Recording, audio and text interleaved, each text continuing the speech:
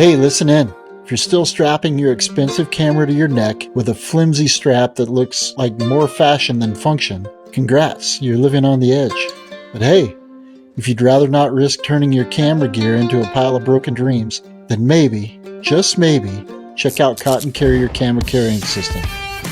You can carry on living dangerously, or you can carry gear safe and sound with cottoncarrier.com. While you're in there, use code BTW10 for a 10% discount on anything found on the website. cottoncarrier.com.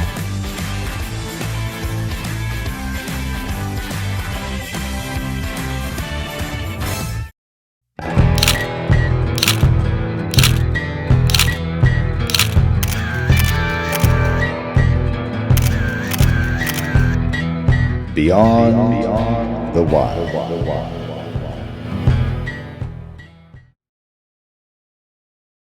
Welcome to another episode of Beyond the Wild podcast. We've got a full crew tonight, full boat, including a guest that we'll introduce in just a second. But first, Mark, Jason, how we doing, boys?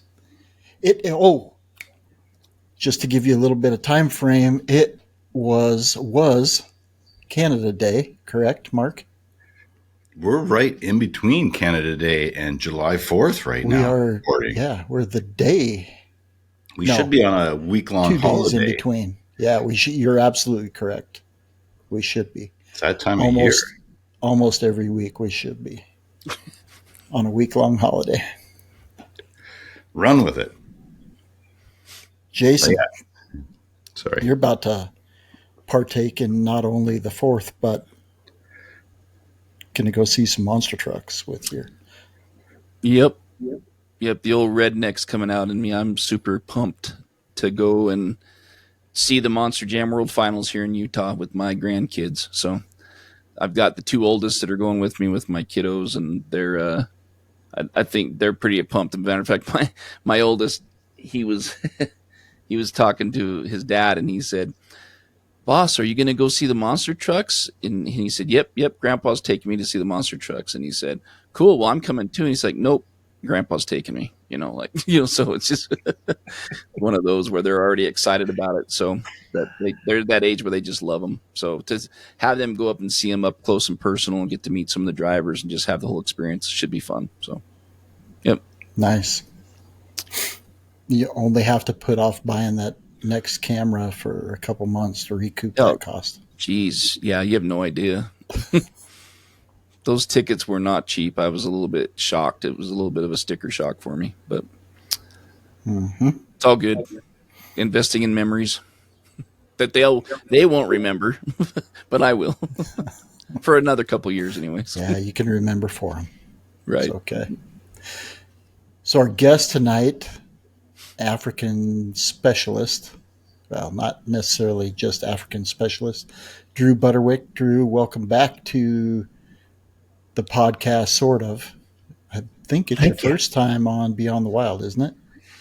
No, not the first time.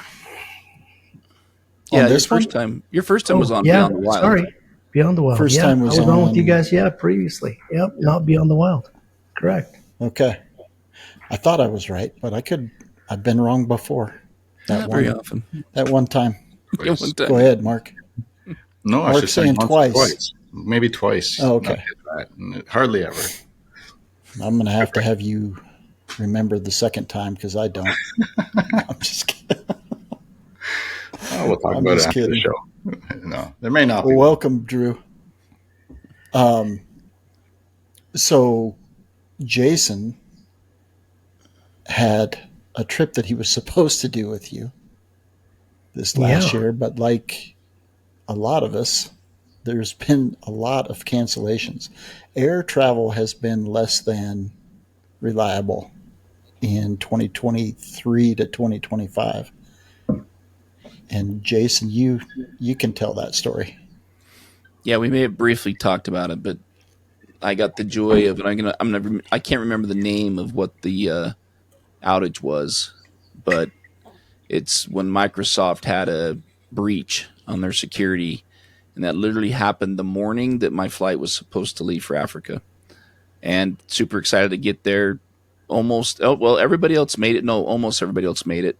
There's one other person that didn't make it on that trip as well. But I tried for a good solid 5 days to get something scheduled to get there, find a different route, find a different airline. A little sales pitch for Delta and their customer service. It was incredible. They did everything in their power. I truly believe that. The customer service was incredible. I was fully refunded, never any questions. They did everything in their power to try to get me there. Spent lots of time on the line with customer service, but long story short, just wasn't meant to be. I just wasn't being able to get there until about day 9, I think is when I was ultimately going to be able to get there. Yeah, you were coming 1 day late, then 2 days, then 2.5 days, Yep. then 4 days, then still was going to be able to meet for the second half. Well, then in the middle, but for sure, then yeah. That's how it went for me for sure. And I just kept getting more and more deflated. And at some point I just said, you know what? I think I'm being told something. I'm not sure how much I want to really push this, so. But anyways, they ended up having a great trip, and Drew has spent a lot of time over in Africa and has some pretty crazy stories and experiences that I think we're looking forward to hearing from him tonight. But, We even had a few in spite of you not being there. well, of course.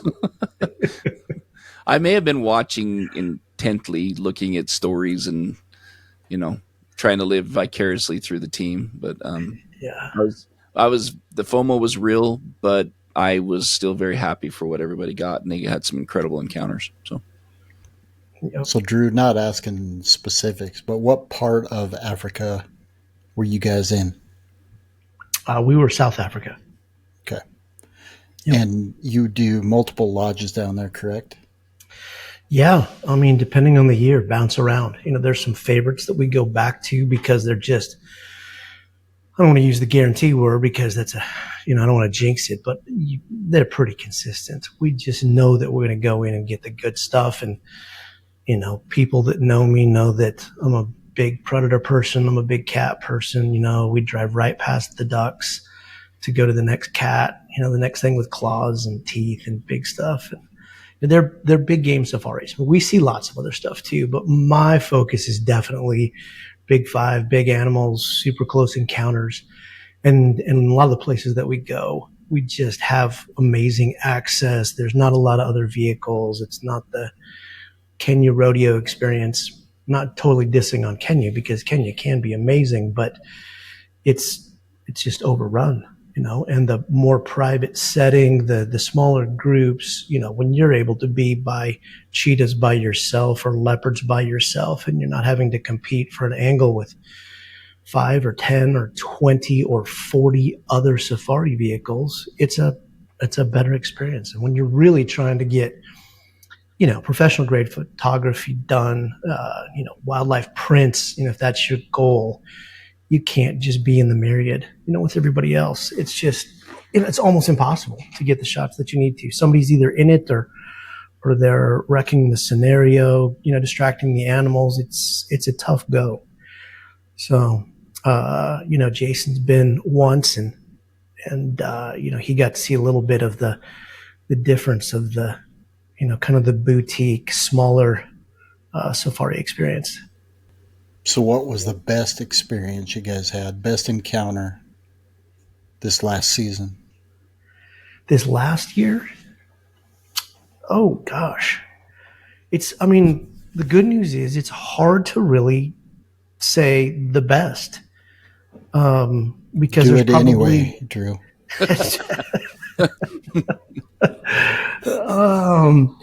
Well, if I'm going to do that, I'm just going to have to say leopard. Because anytime we see leopard, it's the best experience, right? That's the lottery ticket. It doesn't happen. You can go see them 3 times in 3 days and not see one for 30 days. It's possible.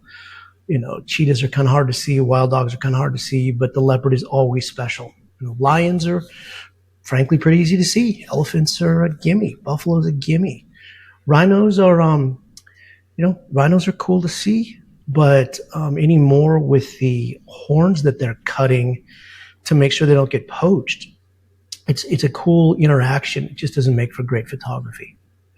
And of course, you kind of got to keep the whole thing under wraps. You can't tell people where you've been, where you've seen them. I usually don't talk about it for 6 months. So there's no real time access for the bad actors out there.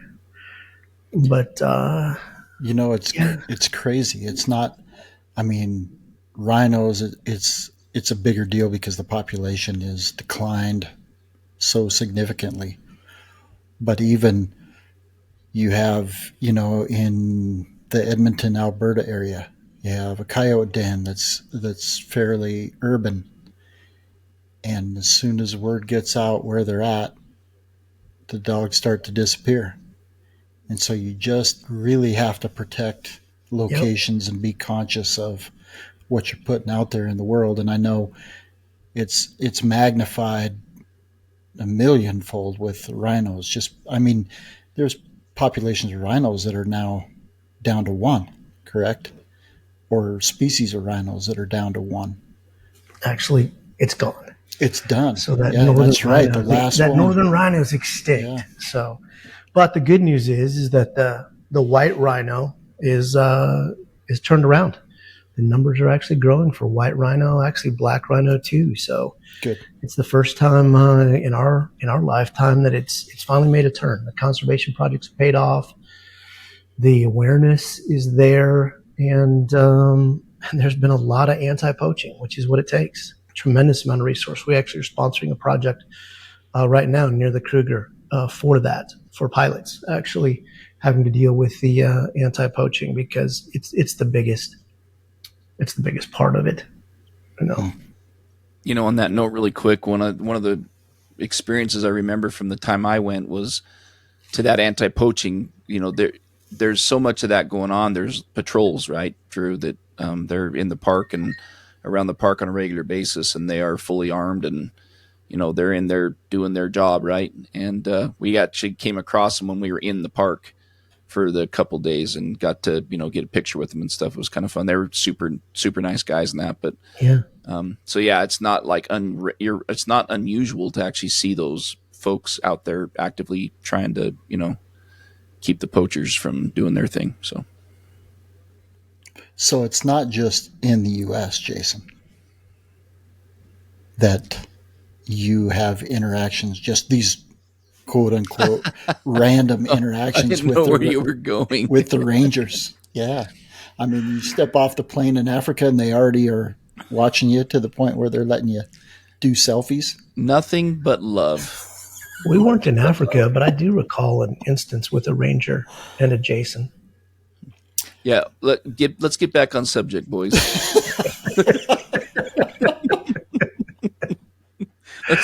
Let's reel this back in. Mark, I see you up there making little faces too. My microphone's muted for a reason, brother.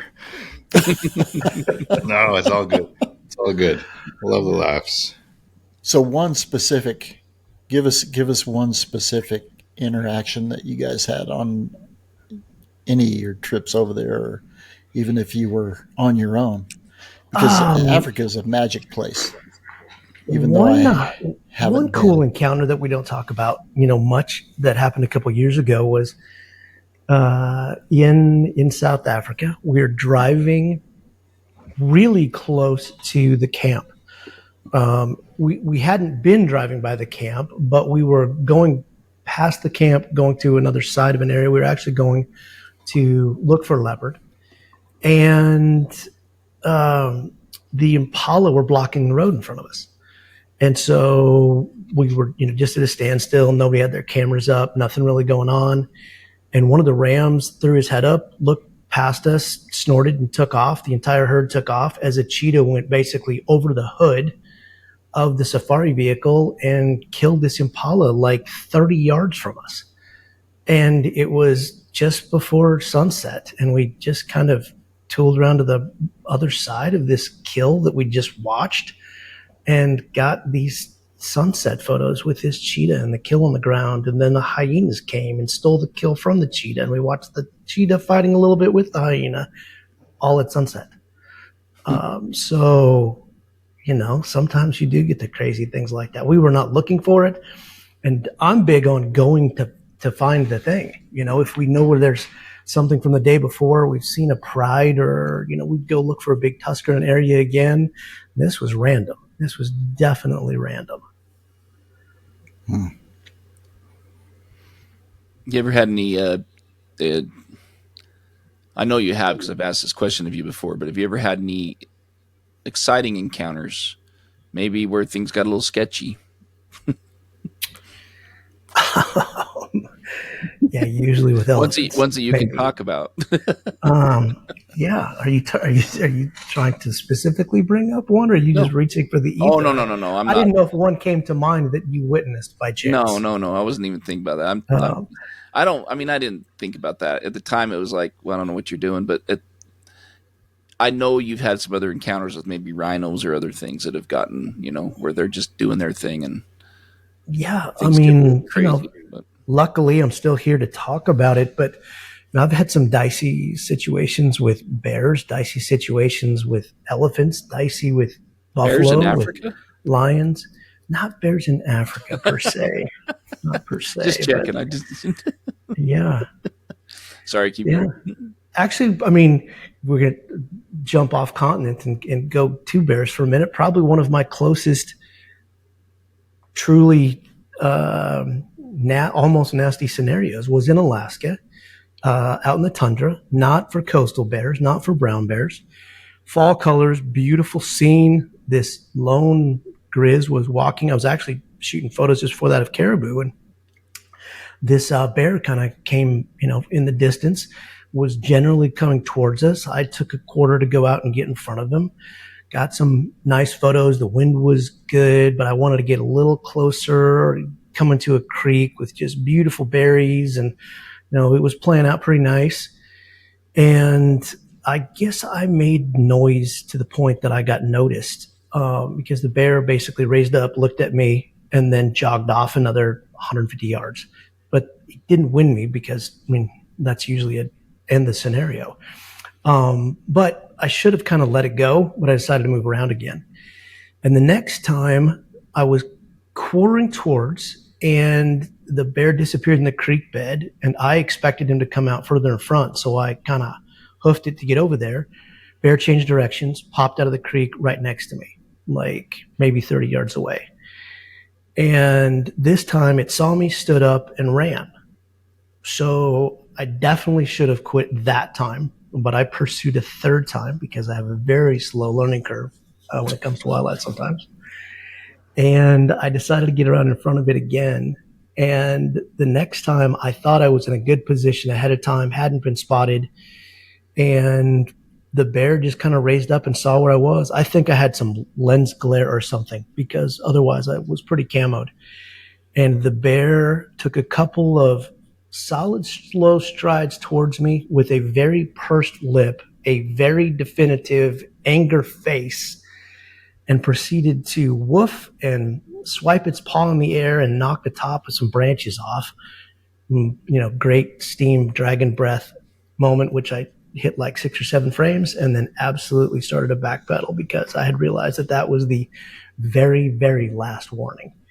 And the problem was, in that moment, I had drugged myself probably 100 yards from being able to get out of that scenario. So good news was bear gave me a chance to leave. But to those people that are out there pushing the envelope like that, it doesn't always end up that way. Most of the time when people get hurt in the parks and whatnot, they deserve it. I'm not saying that I wish it upon people, but as we know, they deserve it. And if I'd have gotten crushed that day, I deserved it. Yeah. Yeah, that's tough. I think it's a good reminder for all of us to, we all try to make sure that we're giving them their space, and you can't always read their body language. Yes, he ran from you, or the bear ran from you, but, yeah, when that scenario unfolds, it's a good reminder to maybe just let it go, like you learned the hard way, right? But, and I think all of us have been in scenarios where we may have learned some of those lessons the hard way, but.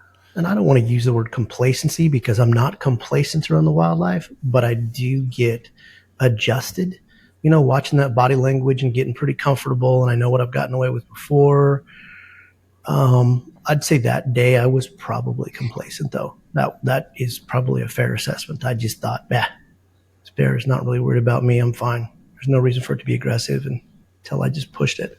But elephants, lots, Ron. lots of times with elephants, we've had super close calls. I mean, super close. And sometimes we're getting a little close and we're trying to get that shot and we want them to throw their ears and shake their head and, get the dust off and get that dramatic photo. And other times you're just driving through the bush in tight quarters and you come around the corner and there's a cow with a calf and she reacts and the calf reacts. Then another one comes running in to help. And then one comes out behind you that you passed that you didn't see.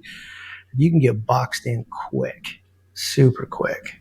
Yeah. That's, I think, both of those scenarios kind of bring up a couple things. Is you can be very good at reading body language and it can change really quick. Right. And you've got an animal that you think is relaxed and then you don't know what triggers it, but all of a sudden the ears that were forward or the ears that were kind of flopping to the side that were relaxed all of a sudden are pinned back and you're getting a look that you didn't expect. And so that's, there are reasons where we keep a little bit of space between us and the wildlife. And yes, we want the shot, but both with the bears and I'm sure I've never had the experience with a wild elephant, but I'm sure with the elephant, they can go from relaxed and fanning to all of a sudden getting a defensive mode pretty quickly. Well, in some of those areas, in order to get out of there, you've got to do the Austin Powers, 7-point turn. And they don't. They can just run over to the tree and the bush and they come straight and they move a lot faster than they look like they move to. Yeah. Yeah. Hippos. Yeah. What? Just up in the ante. You're just up in the ante here. I am. I love it. Hippos Yeah. are great. Hippos are great. I got to throw it in here. I got to throw my 2 cents. Part of the podcast that mountain grizzlies are incredible. They're awesome. They're different as far than Katmai coastal brown bears in that they cover ground and not all of them see people. And so you do encounter, I've had experiences with dozens of them over the past 30 years, but I always give them space just because they're different personalities. And it's still, and Drew, this isn't about what you were saying at all about you personally, but it's, especially, I mean, when we're hiking grizzly country, we do it in a small group and it's just photography, right? There are opportunities we get with bears that the scenarios work out. And that's another one for the environmental portrait where you can get beautiful colors in Alaska in autumn and get a bear in an environmental scene. But I just have met varying personalities in mountain grizzlies and respect them immensely. And a lot of them are totally fine, but some aren't, and their moods can change. And there are scenarios too, as far as people encountering in parks, right? If somebody's pushing the envelope and getting close to an animal, tourists that may not know any better, there's limited education out there, opportunities for them to learn, then incidents can happen. But there are times that surprises happen. That's why when we're hiking with caribou or moose or going for sheep through willows, we have a conversation with our friend or with ourselves so that if there's a bear 50 yards on the other side on a kill, it hears us or something, but we don't want to come on a kill, right? That's the point. There can be surprises where innocent people have been negatively impacted, mauled, killed by bears because of that. I'll conclude. Yeah, I'll conclude with this. And then people often ask in my talks, why do you do it? Why do you walk where grizzlies live? And I have bear spray, super careful, super observant, but it's living, right? If I hadn't done the hikes in Alaska and the Yukon and these places and I had these experiences with caribou and moose, I wouldn't have my moose book. I wouldn't have this rich collection of experiences for myself, friends, family, whoever was with me. And what I liken it to is I believe statistically the odds are far higher you're going to run into a bad apple on a subway in a major city over that period of time, far more likely than a bear. So I'm more comfortable in the wilderness that way, but there's always a slight risk. But I personally on tundra bears or bears in the interior, I don't approach them on foot. It's an opportunity for a landscape shot and watching their behavior and switching off to caribou or moose and eating more blueberries. But it's right. It's but I will point out too, in that specific scenario, I was paralleling this thing and trying to get in front of him across a body of water. And I've followed them for miles and miles and miles where they didn't cross the water. You know, again, so we're talking about the tundra grizzlies, these mountain grizzlies, not the coastal ones that just get in the water, walk in the water, cross the river all the time. It's not that those can't, but they tend to stay on their side of the river if they've got no good reason to cross. And that one definitely surprised me that day because I was using that as that nice natural barrier to give me that buffer. And then he was on my side. Yeah. Yeah, I think one of the things, to Mark's point, it's kind of interesting, and it's been a minute since I've seen it, but when we went to Denali the one time, and we're going to be going back this here in August again, but they literally tell you that if a grizzly, inland grizzly is approaching you, that if it gets within a certain distance, to use your bear spray and to, you know, it's those are hungry bears, and they're not as, you know, there's not a good chance, I guess, but there's a much greater chance that they will attack you if they see you as a threat or whatever. And to the point of traveling in groups, right? The idea that I don't think there's been, if there has been, it's only been very few attacks of groups of 3 or more people where a bear has attacked more than 2 people together in a group. But yeah, those bears are a different breed, you know, and it's just like the bears in Yellowstone and that. Even those ones are accustomed to people, but they're a different bear. You don't want to be 10 feet from those bears like you can potentially be when you're in Katmai. But well, and everybody wants to see the South Cubs, babies, koi. They want to see the cubs. Almost all bear attacks are either South Cubs or on a kill. That's like 99%. Right. Right. And it is a risk, Mark, to your point. And I like what you said. It's living, right? If we're all being honest, that element of that little bit of element of danger at some level is part of the experience, just quite honestly. And people may disagree with me on that, but I think that element of caution, that element of, you know, you're with predators, then that's just a fact. And at the end of the day, you can have, you know, 99.99% of the time we're going to have an incredible experience, but there is always a chance. And I think there's something to that, right? If ducks were more aggressive and dangerous, I would almost assuredly take photos of them. Yeah, I think I sense that. You know, you haven't seen the fanged mallard yet, so yeah, those bills. I don't know, they get you. But it's when we are no longer guaranteed safety hiking in wilderness, all of our senses become more alive. So we hear better, we smell better, we are watching, and that creates a heightened overall experience for the better. Everything is remembered more clearly. And it's a refreshing reminder of wilderness on planet Earth for those that are willing to hike in these situations. And our magic number is 4. When we can, we go on a hike with 4 people. But you have to kind of cushion that with the ungulates then, and have a strategy of approach within a distance suitable for wildlife photography when there's a group of 4. So, but that's better for the bears. It's just a number that they see a mass of people, and obviously a small number, but it's better than one person.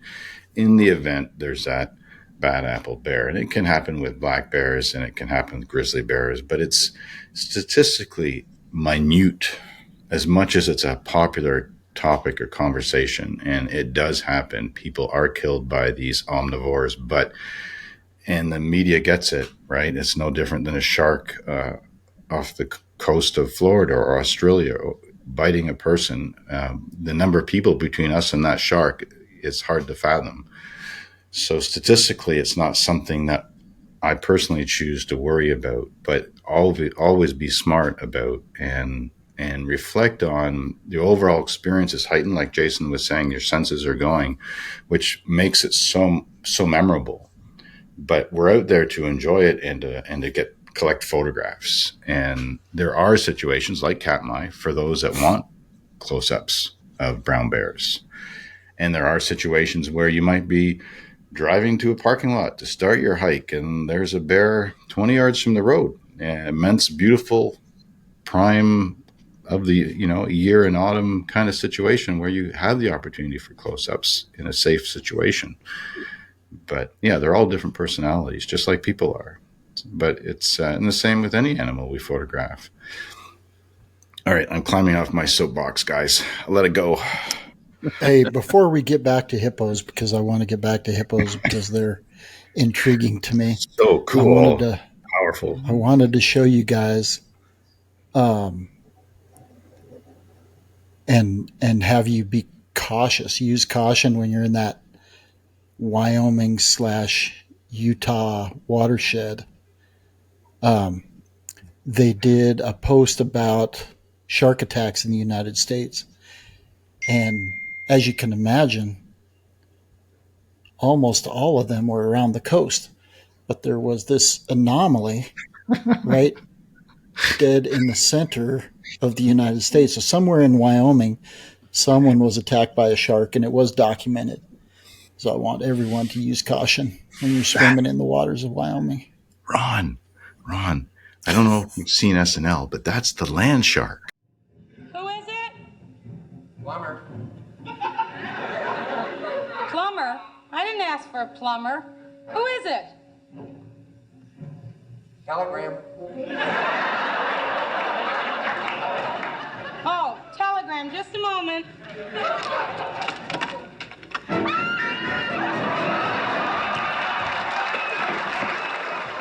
What is it? Land shark. Cleverest species of them all. Oh my God. Shark. It could very well be. Could very well be, or it could be just a dolphin. Nobody got that. Everybody is old enough to know that. The land shark, wasn't it? No, that was way before Walken. No, it's SNL. Christopher, I thought was it before him? Yeah, way so before. Funny.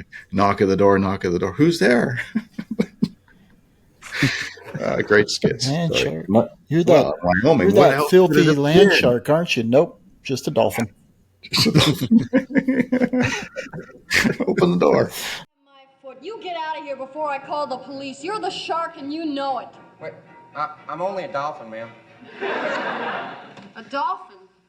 Well, okay.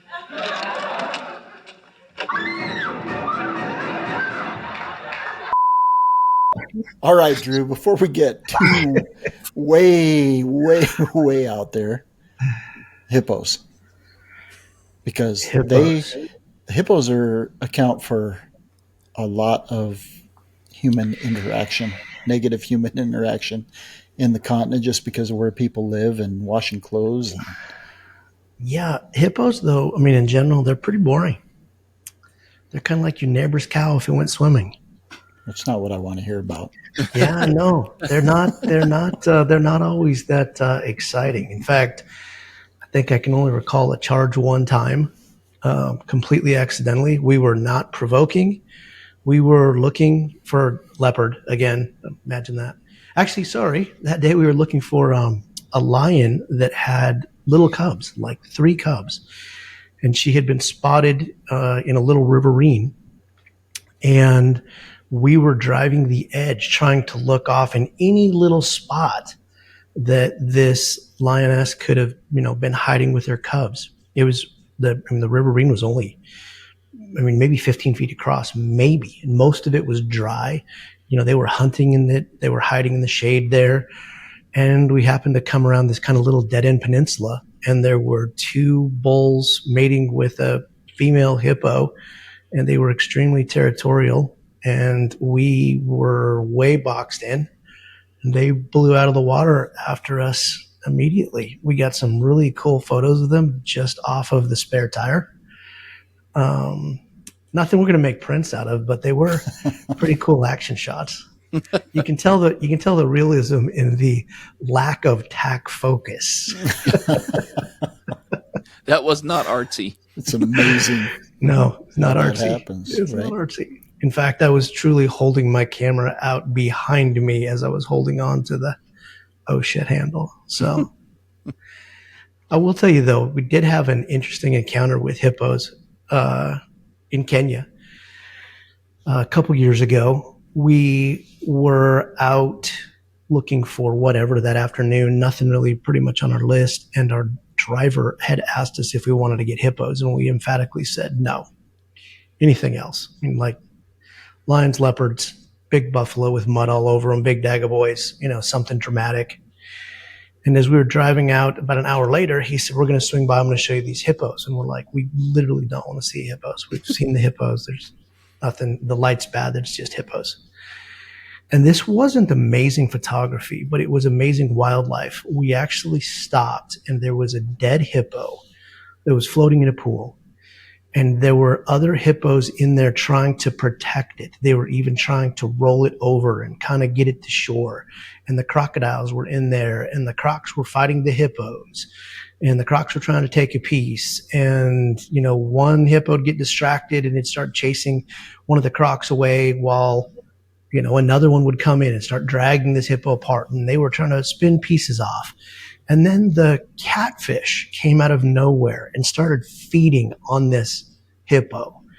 And, there were scavenger birds in the trees that started showing up. And again, the light was bad, the angle was bad, and it was really macabre. There was nothing really there you wanted to take away from a photographic beauty standpoint, but it was an amazing wildlife encounter, just watching this play out. We watched a hippo absolutely smash like a 14-foot croc. It wasn't trying to eat it, but full on chomped it. I mean, absolutely smashed that thing in the middle. And, so sometimes, the experience is enough. I mean, we're always looking for that epic photo, of the day, of the trip, of the outing, but enjoying the fact that we are in the outdoors and the wildlife is what takes us there. Sometimes a nice pause. I mean, we cracked a beer and sat there for probably 45 minutes, and we shot video, and we did shoot some photos for documentation of it just to show people this crazy thing we saw. But again, there was nothing beautiful about it, but it was quite interesting. Yeah, I think those are the moments that all of us hope to have, right? I mean, yes, we'd love to get some awesome photos, but I think the more and more I do this, the more I treasure those kind of experiences just as much, if not more, than when I get the great shot too. It's a great reminder that we get to be a part of it and see it and witness it sometimes, So, I mean, that's part of the draw, and that's part of the draw of Africa to me is just you never know what kind of crazy thing you're going to see. The circle of life there is real, and it's daily, Absolutely. There's a song about it. Right? We set up on a couple of cheetah brothers once, hoping to get them hunting. And there were some pretty good scenes to try to get, even if they didn't hunt. There was, some lone acacia trees. There were some good scenes. This was a time, we were trying to get really nice photos of these two brothers. And there was a group of wildebeest that had a young calf, not a newborn, but less than a year old. And they eventually kind of picked it as a target. And we were ready for this. We thought, here we go. It's great. They're going to chase. There's a big dusty plain for them to go across. The light's good. We're going to get lots of racetrack stuff. It was playing out. And they took off on their chase. We got some shots of that. They took the wildebeest down. We were right there. When it happened, we spun around to get the light the way we wanted to get the shots. And it turned into the most grotesque, long, bloody, horrible death scene I have ever come across. It went from, isn't this cool, to what are we watching? because the hyenas came in. There was one hyena until they made their kill. And then there was 2, 5, 7, like 10 in a minute. And they were slashing this wildebeest open, but they were drinking the blood. We were watching them lick it like a dog would its water out of a bowl. And they were not going for the kill. They were not extinguishing this wildebeest in any fashion. You could see they were just milking their time and drinking this blood. They were very, very slow and methodical about it. And at one point in time, I was rolling video. I'd switched from shooting stills to video, and I switched the camera off. And I was with Chris Hood at the time, and I said, I'm done. I don't need to shoot anymore. I don't need to see anymore. This is horrible. And a couple of minutes went by, and finally, and he was still shooting, he said, it's done. It's finally done. And I said, it's not. I'm literally looking at its eye through this lens, and it's blinking. Mm-hmm. And it was, horrible. I don't know how else to say it. So we talk about how, the good things and what's out there and how things can go bad. That was definitely one of those scenarios. Nothing bad happened to us. We were there. I guess in our own sick way, we were hoping for the kill, but not like that. Well, I think all of us want to see that Nat Geo moment, right? But sometimes it's not pretty. It reminds me of the experience that our friend Jeanette had when they were up there, and they had a great big male, had caught a, was it a walrus or a seal? Do you remember, Ron? I don't. It was a large animal. It was either, I think it was a seal. It could have been just a large seal. But this thing was alive and bawling, and it was a murder scene on the ice. And they were, she talked about how, the blood was everywhere. The animal was alive. It was bawling, and the bear was just being a bear, doing his thing. It was not dead, and it was not dying quickly. And, those things are hard. You get the, I don't know the right way to put this. You're there, and so you're lucky that you get this experience, but it's also at the same time very, very, very difficult to watch.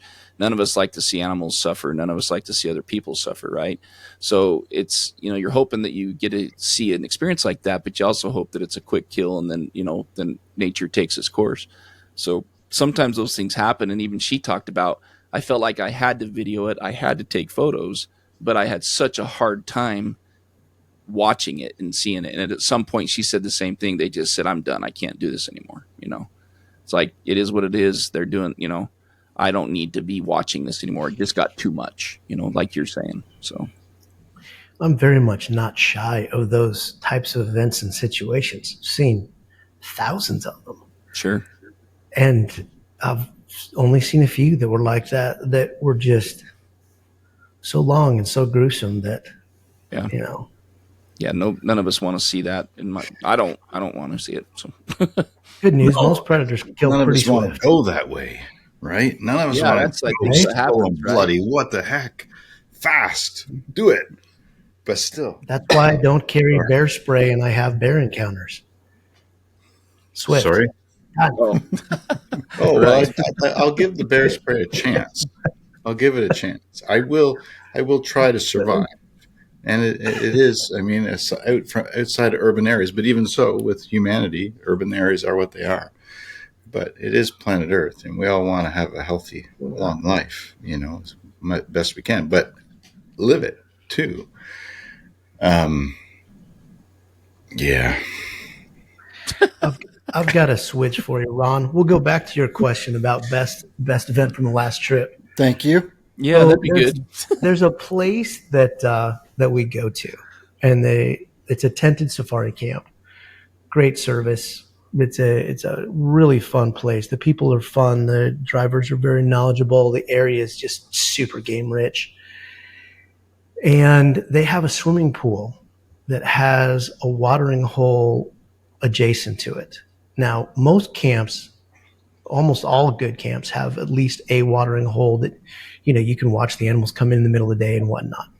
This one is physically attached to the swimming pool. And the elephants will not step in it because they know that the ledge is too steep and they'll trip and fall.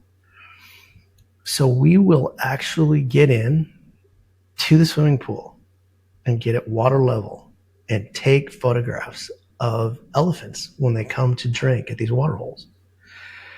So you get to be, at toenail level, and you are 2, 3, 4, 5, 6 inches away from trunk distance. We know because they try to grab your cameras.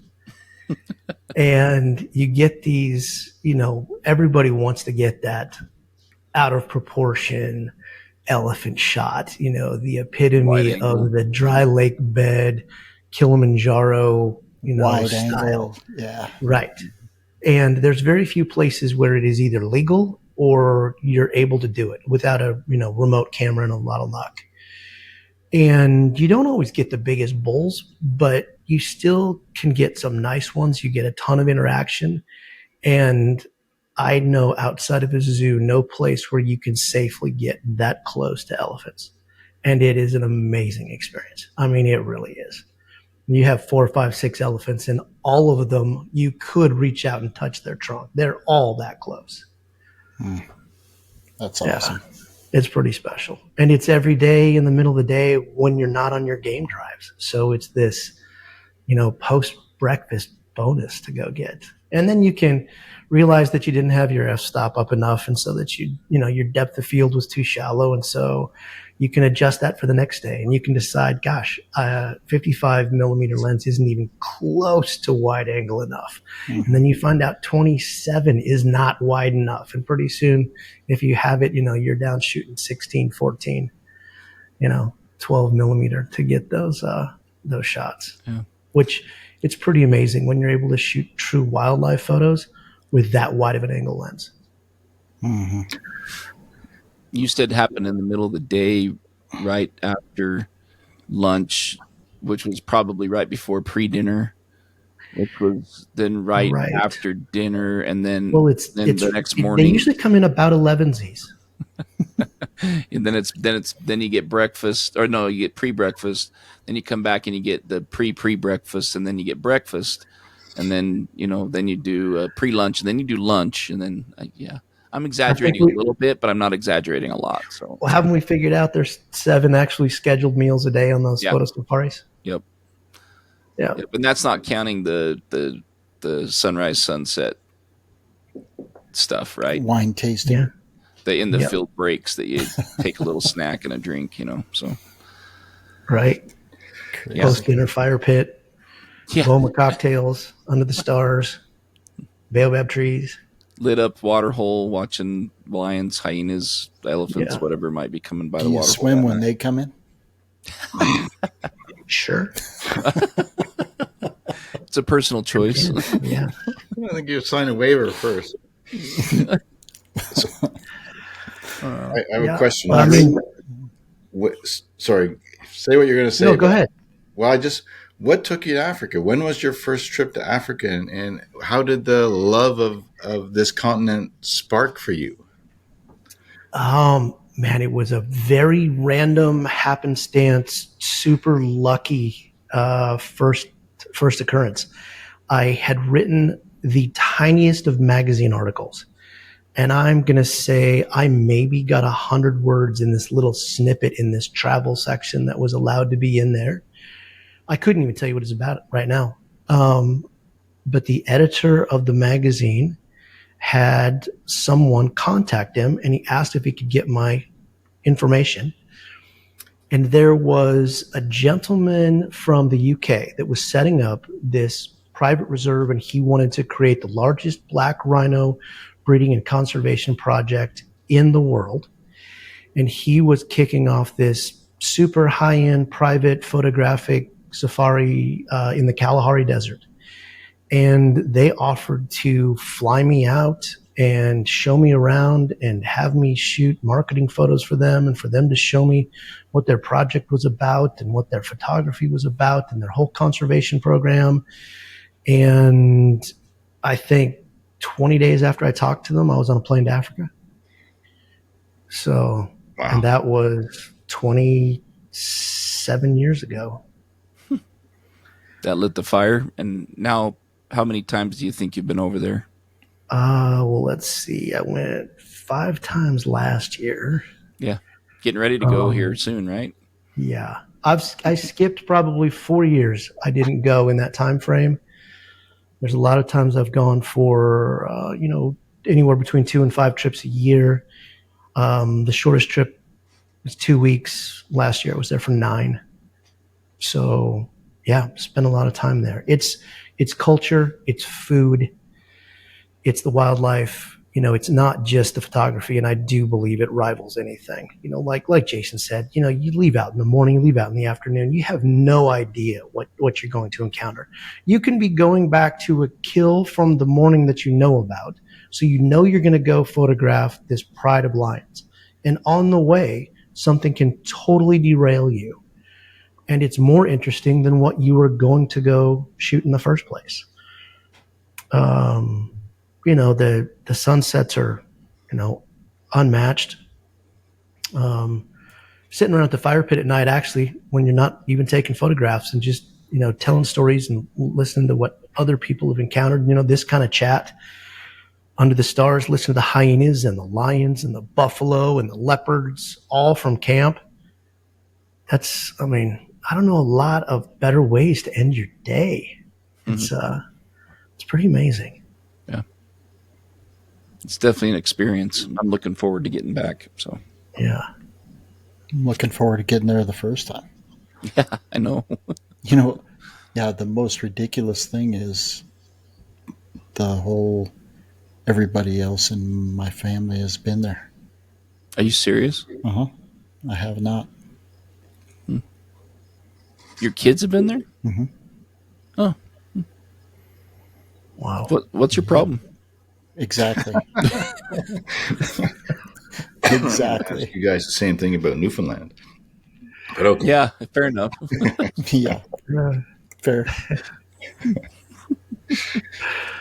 Drew, so you've led several groups now. What takes other people to Africa? What are the expectations that kind of go maybe unspoken initially, but are expressed once they get immersed in what Africa is?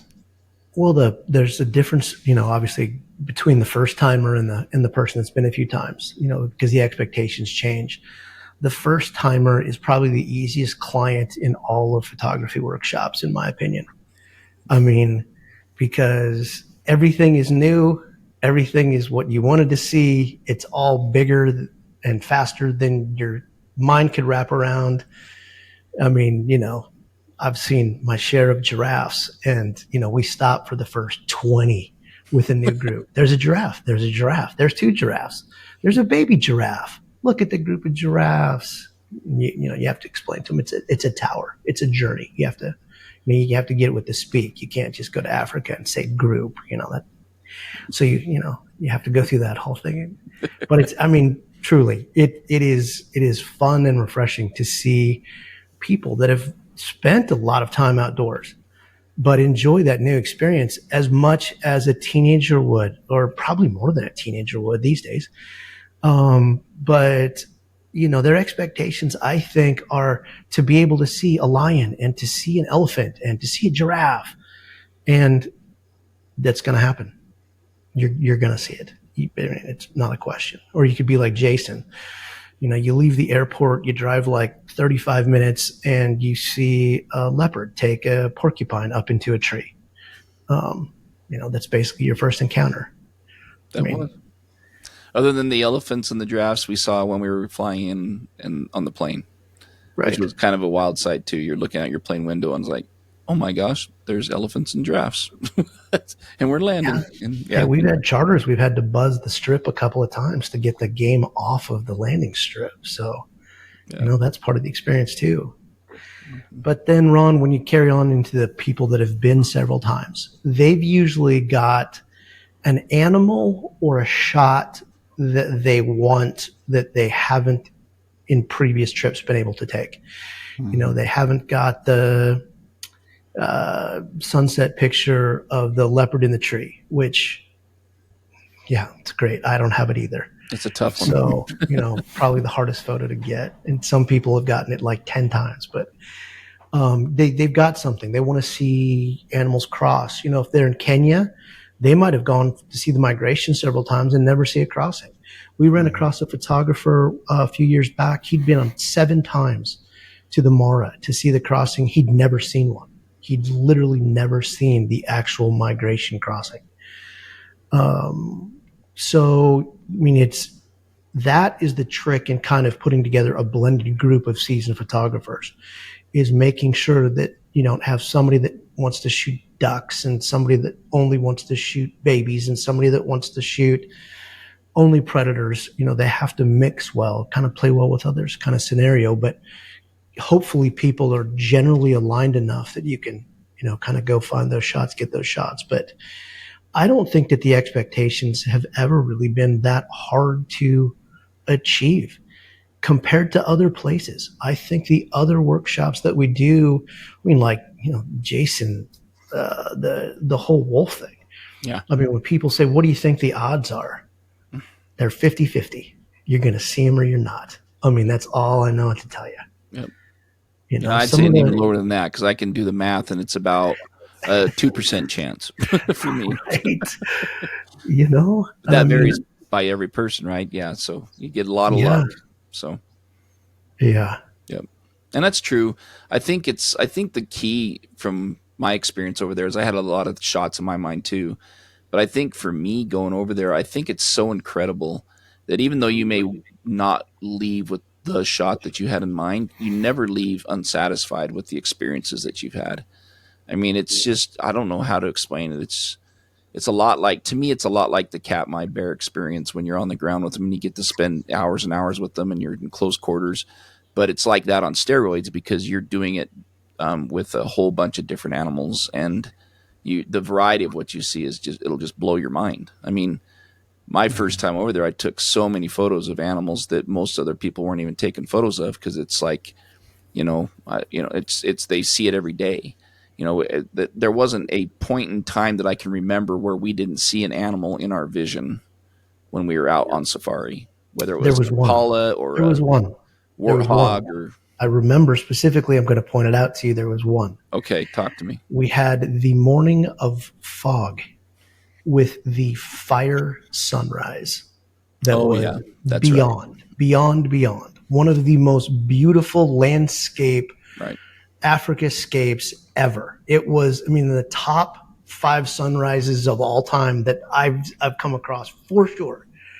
And we couldn't find a mammal to put in the frame to make a naturescape photo to save our lives. And on that road, we had seen giraffes on a regular basis, like coming and going. Elephant and Cape buffalo and wildebeest and on that road. And impala and But the sunrise was so spectacular that it was like, yeah, okay, that sucks. We couldn't find something, but it was still an incredible experience. But yeah.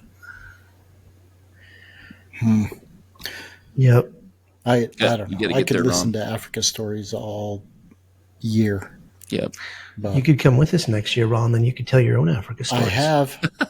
I will warn you though. I have pretty high expectations. I'm going to need a pangolin. I'm going to need a black honey mamba. Badger.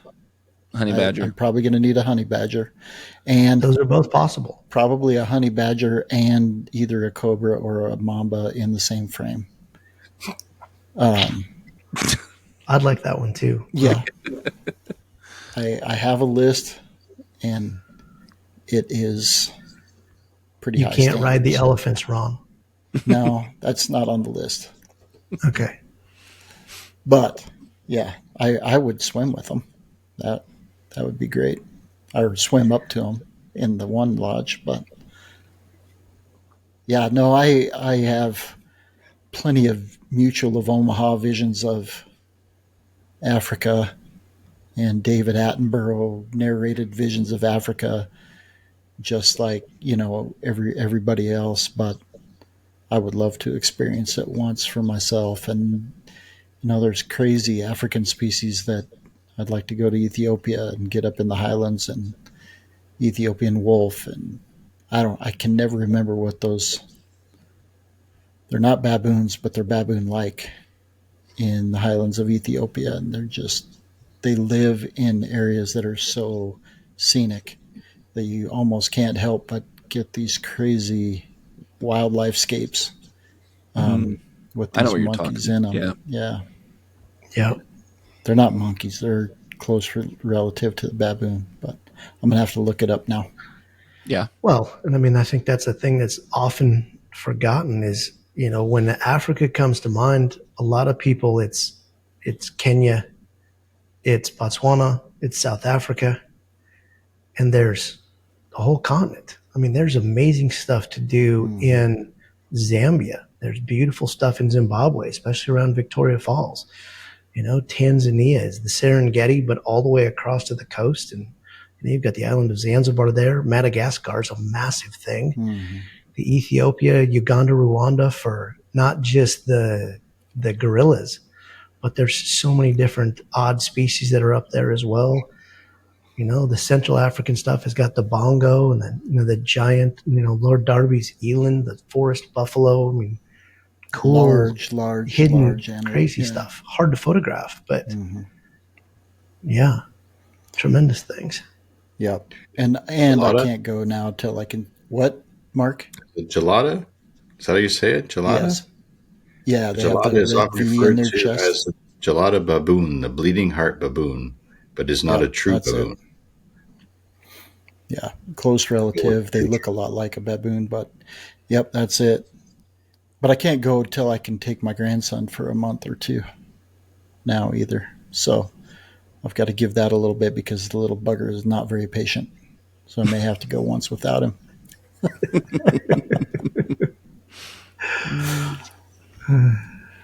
But, well, thanks, Drew. I appreciate you coming on and sharing some of those stories and making me yearn for it even more. Yeah. Thanks for having me. Good chatting with you guys always. It seemed like an hour went pretty dang quick. It did. Real quick, if you don't mind, what's coming up for you? Well, I'm actually leaving in a week for Africa, turns out. So headed back down for just 3 weeks this trip. Got a lot going on this fall. Need to get back for, and in the midst of building a house and other things in Texas as well. But yeah, going to go to 2 new places, quick trips that just a couple days at each. I'm always kind of trying to find out if there's anything else, unique or better or different that's worthwhile. And then going to go back to a couple of the same places and, trying to preview for this trip next year for a super, leopard experience. Obviously I've said it several times already, but because it's such a special animal and they are so hard to find, the places that have got those super high densities, I'm definitely drawn to. And this one, is touted as the highest density area on the continent. So go check it out for 4 days and see if it's all that it's cracked up to be. It doesn't seem like that'd be long enough, but I guess if it is, it is. So one thing just to add here at the end, we tend to stay no more than 4 days in a camp and then we move.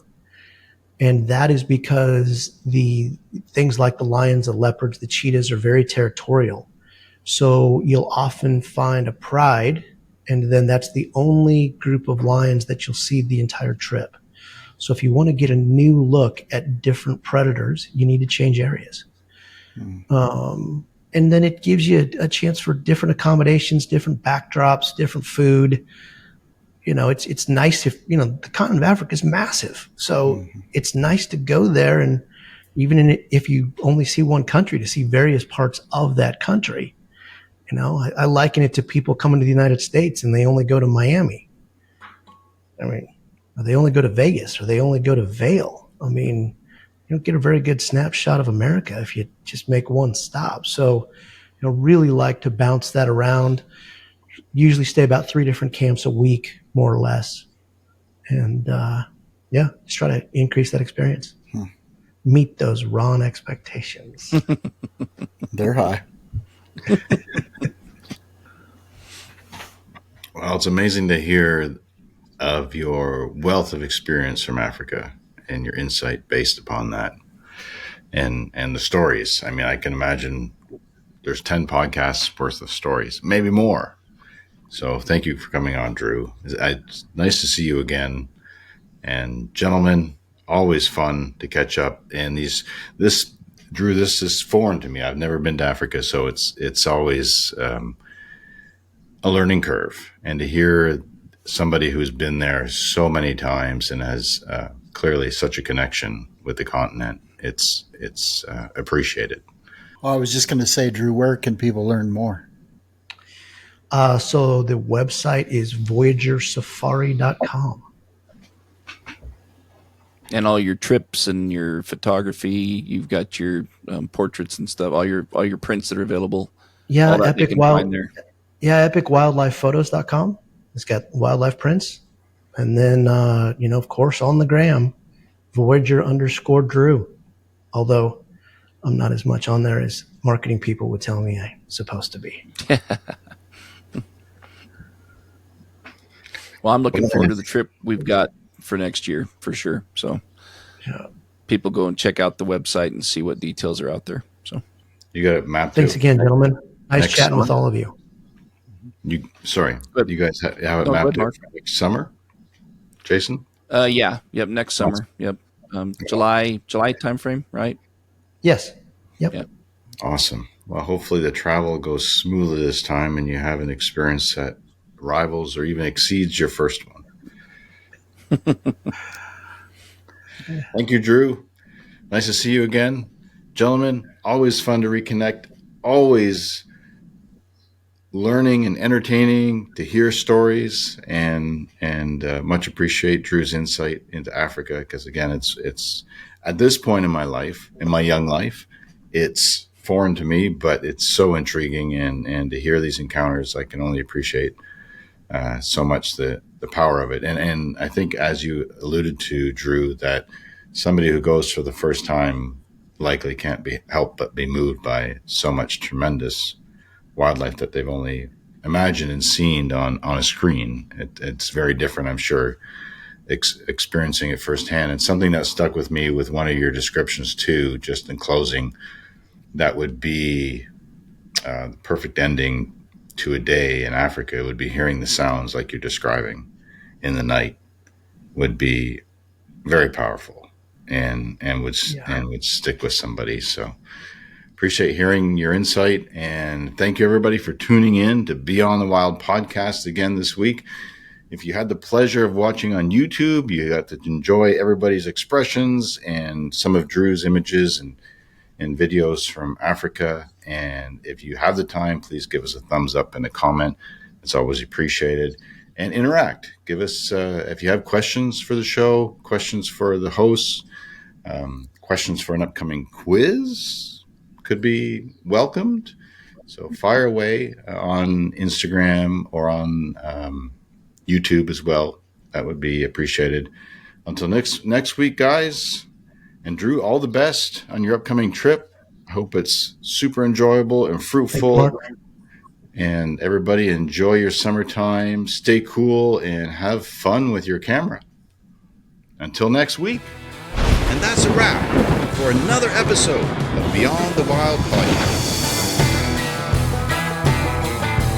We'd like to thank our sponsors, Pictureline.com, your online source for everything photography, and Canon USA.